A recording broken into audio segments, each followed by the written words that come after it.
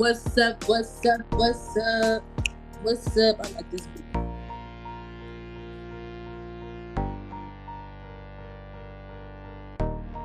Yes.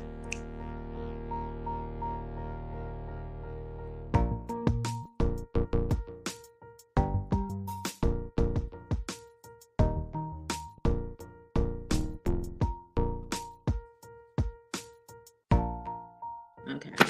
I do like that beat. But what's up? What's up, everybody? Welcome back to Meet the Artist, you guys. I have an artist today, you guys. Let me turn this down a little bit for you. Sorry. I have an artist today, you guys. He's a dope artist out here doing some phenomenal things. You guys will be surprised about the things that he is doing. Right. And I didn't really share this link a lot, you guys, because it's exclusive and it's gonna get you're gonna get the link. But I want you guys to meet Mr. Nolan, Mr. J Nolan. He's gonna come up here in just a few, you guys. He's a dope individual. You'll be like I said, some of the people. Let me turn this down because y'all probably can't hear me. Some of the people that I interview, they really be out here doing some things. Shout out to Mike the model, because they be out here doing some things. They be out here putting in some work, Shout out to all my poets. Shout out to everybody, But here is Mr. J Nolan, you guys. I'm about to invite him up. All right, let's get you on here. What's up? What's up? What's up? Let me change that. I don't like how that is. I don't like you all over there like that. I do not do people like that. That is not what we finna all right, do. There we go. Let's go. What's up? What's up, man? How you doing? What's going on? I'm good. How you doing? I'm just shocked because you're like really famous. Like you're you're like really famous. You know that? You're like, I found you on Bandcamp. Okay. Dope. You're everywhere.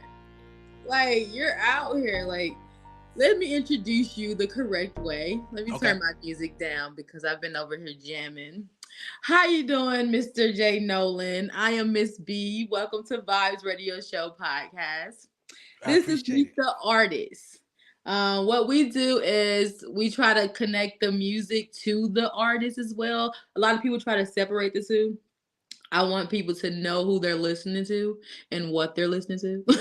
So that's what this podcast is about. And I just want you to introduce yourself to the people, tell them where you're from and where to follow you at. All right, cool. So my name is J Nolan. I'm a hip hop artist, songwriter, music educator. Originally born in Connecticut, but I was raised in Atlanta, actually Southside Riverdale to be exact. Some people say that's not Atlanta, but it is what it is. Each one teach one, whatever. Yep. But that's what's up. I had a little time in Riverdale. Okay. Not gonna mention it. It's all good. It's not good. I'm just gonna say I'm from Milwaukee. I feel that. I'm from Milwaukee. I've spent some time in Georgia. Okay. Yep. But that's dope. That's dope. You said how long you've been down here? Oh, I moved to Atlanta when I was like 3 or 4 years old. At least the first time when I first came here. Then when my parents, you were Georgian. Yeah, basically. So my parents had split up, and me and my mother moved to California for a couple years. Okay. So I was out in the Bay Area at that point, and then when I was like 8, we came back, and I've been here ever since. So you give me Cali vibes. Really? Yes. Okay. When you was like, I seen you on one video I was watching, you was like, like you really are dope. And a lot of people just from meeting you from now, like they wouldn't know like how lyrical you are. Yeah. Like they would think like from me, I'm from the hood. Yeah.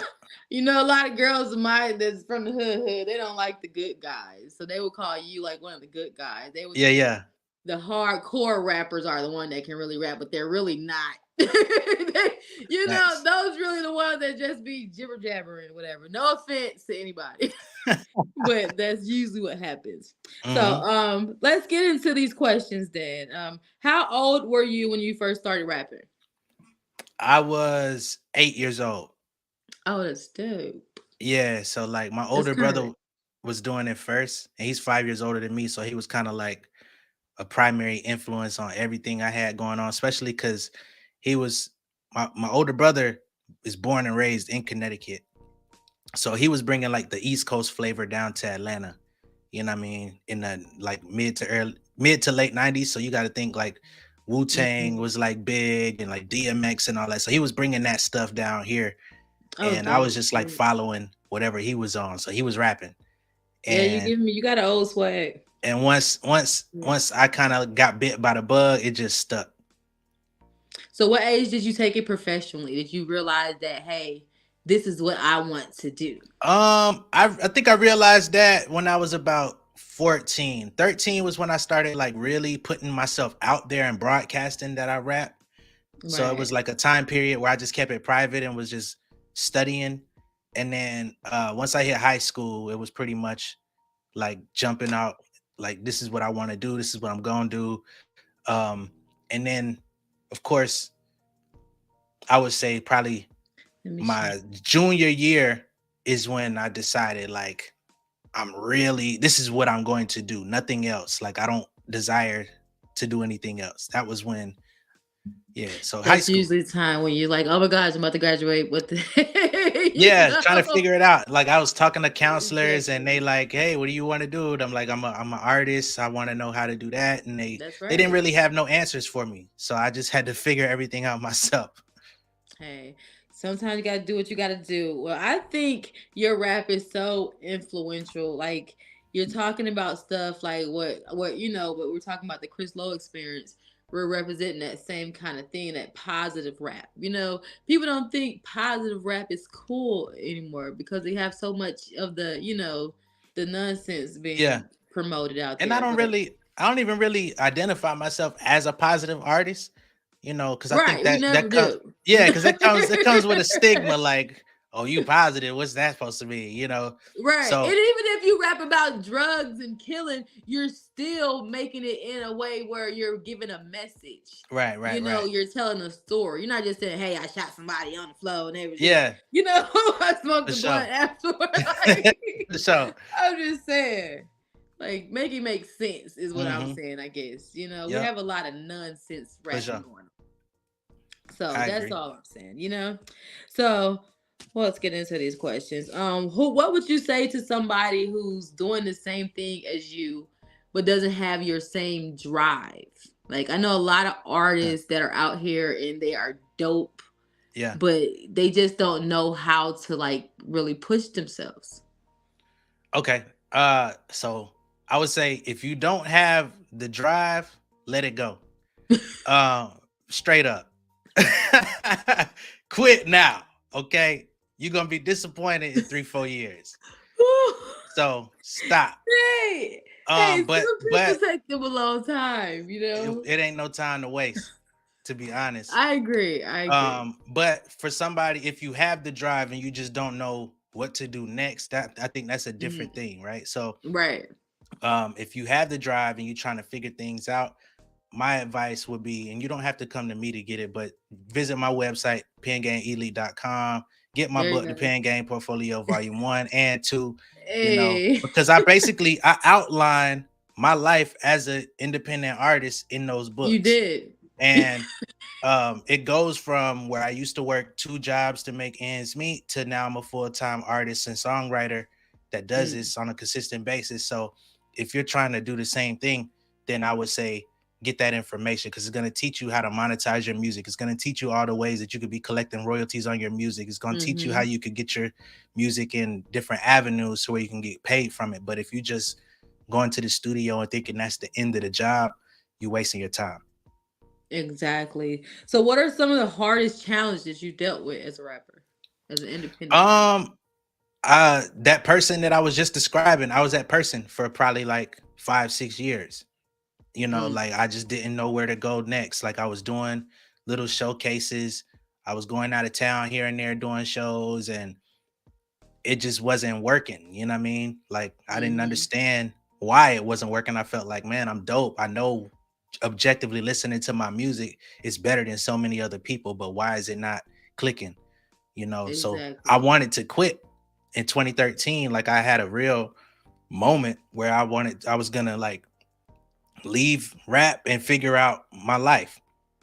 But Mm-hmm. then I had a friend of mine that was like super talented who I highly respected, and he was like, all right, bro, well, if you quit, I'ma quit too. Right. And we got there, we cried in that nigga car. Like niggas had a real Hey, you like, know, so it takes that one friend. It takes that one and it was person, like, you man, know? I don't want that for you. So I can't even you can't come down this road with me. So I guess we gotta stick it out. Man, it's not easy. Yeah. It's definitely not easy, you know. I've seen like I wanted to ask you about this. You said your music was on Offset's new fashion show that Yeah. he has on TV. Now, is it being played during the whole scene? I'm trying to find this hype show, you guys. Okay. So yeah. It's actually That is dope. I think the song because I have a couple songs on there actually. Yeah, So you do. the song Work, I didn't even know it about hype. I just plays. found about hype because of him, Oh, Offset. dope. Yeah. So what's so crazy about that is when season one came out, I seen like a few of my folks that had music on there. And I was Mm-hmm. like, dang, I didn't know about this. Like, I gotta get on the next season. But I didn't know how I was gonna get Yes. on there. So, but a friend of mine by the name of London Elixir, she's a female producer, Shout out to and London. she had some tracks on season one, and she hit me up and was like, hey, I'm about to submit some tracks to season two of the hype. Like, you down? I'm like, hell yeah. So um she ended up like making that happen. But Wow. yeah, so Well, one of the that is songs, dope. yeah, so the song Work got played on there. There's another Mm-hmm. song called Getting to the Money that I actually wrote for her to rap that got played on there. And then the instrumental to another one of our tracks got played on that season as well. That is dope. So, what would you tell somebody how to do that? Like, do they just go for it and just like send them an email? It's definitely a strategic thing. So in London's case, I think she did do like a cold email to the music supervisor, and she developed a relationship with that person. That's Okay. not it's not gonna work for everybody. Right. So I tell people like try that. But another way that you can get your music placed in TV and film and just different outlets of that sort is to go through music libraries and sync agencies, right? There's companies out there that all they do all day, every day is pitch music for those types of opportunities. And I've been able to work with a That's lot of dope. different companies that do that. So and all I've Well, really that's done amazing. is mostly what I've done is send emails to those people. I send Mhm. them a link through Disco. Disco is like industry standard if you're going to be pitching your music. And it's just like a playlist. Let them hear what you got. And from there, they'll let you know if if your music is something they can work with. And if not, they'll probably never get back to Well, hey, you're the you. person here to tell us how that went. So, Yeah, hey, yeah, for sure. that's You know, dope, man. and So, wait, I've so had do a lot you of help have a too. connection with Offset from that relationship? Nah. No, you haven't got So invited to any parties. not yet. I'll say that. Dang, Not come yet. on, Offset. That's how we gonna do it. Not yet. It's coming though. It's coming. You know, We gonna speak it into I gotta existence. do some more work on my end, but it's coming I think it's coming real soon. Like no doubt. for So sure. I found you on Bandcamp. Hmm. Okay, so how many platforms are you on? uh No, for real. I'm Do you know how many platforms you're on? at least probably like 10, 12, I think it's more than that. You got maybe apps. You probably got apps I probably don't even more know than that. about. I thought Yeah. I started seeing your name go do do do do. I said, "Oh, okay." I started to feel like a journalist. I said, "Oh Lord, I'm about to find your family." I'm Yeah. about to I've been find. out here for a while, so anything and Yeah, everything you that's come you along, have. I've tried it at least once. Well, that's dope. So, what would you suggest? Like, would you suggest going on all platforms, or what are the main platforms do you suggest using?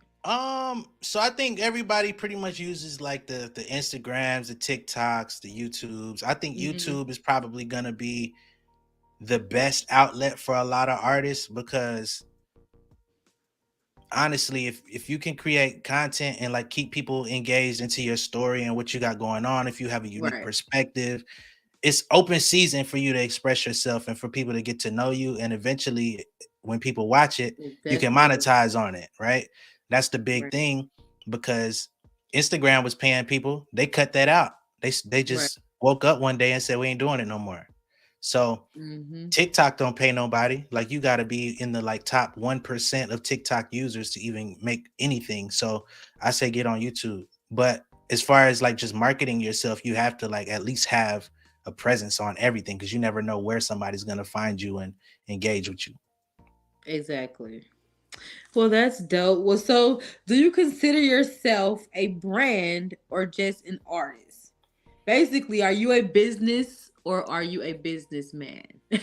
Uh Are you a the businessman or are you a businessman? the It's tax folks different. would say I'm a business. So that's what I would I say. tell all artists, you gotta be a total. Just because you feel like you're good at just rapping, you're still branding yourself. You know, you're Absolutely. average. You're turning yourself into a total brand as an artist. Yeah. So that's dope that you Yeah, feel because I like don't just do music, like I do that. I do, songwriting for other people.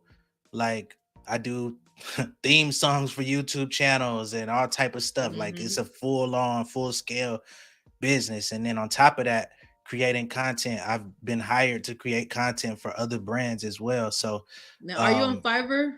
I am. Okay. Yep. That's where a Follow lot of my me. I'm clients come Creator from. Girl oh 01. Okay. I only Dope. had like 2 jobs so far, but Hey, I that's a just start. got on. I just Hey, got on there.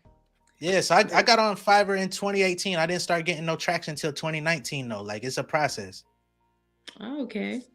Okay, well let's go into this song that I picked this song. Okay. I wrote a couple of them down, but I like this song because I've just been around self-love and I've been meditating and just trying to give myself more love than everybody's talking about. We was just talking about this submissive crap. And we were just talking about how it should be on both sides. Yeah. Shouldn't be a one-sided submissive. You think I'm supposed to give more to you than myself. We both should feel like that. We gotta start loving ourselves again. So Facts. I feel like self-love was a great track. I Thank you. love the lyrics. I'm gonna cite some of the lyrics, not Okay. right now though. Okay. But I just want you to tell the people, like, what was your inspiration behind self-love? I So know the it's self-love, but yeah, for sure. So the whole idea behind self-love was just to like make something that was like a little bit more vulnerable than what I was making at the time. Cause I made self love in the midst of a bunch of other stuff that I put out. So Splash came out of those sessions. Another song called Dinner for Two came out. So I was just Lana shit came out of that group of sessions. So each time I went into the studio at that time, I wanted to have like a different theme for each song. And self love was like just being like a little bit more vulnerable, letting people know that, despite what you've been through, you can make it out of those situations. And it starts with you first. Like you got to be able to believe in yourself, got to believe in a higher power of some sort, or maybe you don't. But even if you do, like you have to be centered and balanced within yourself to really like connect with that. So that was my whole intention.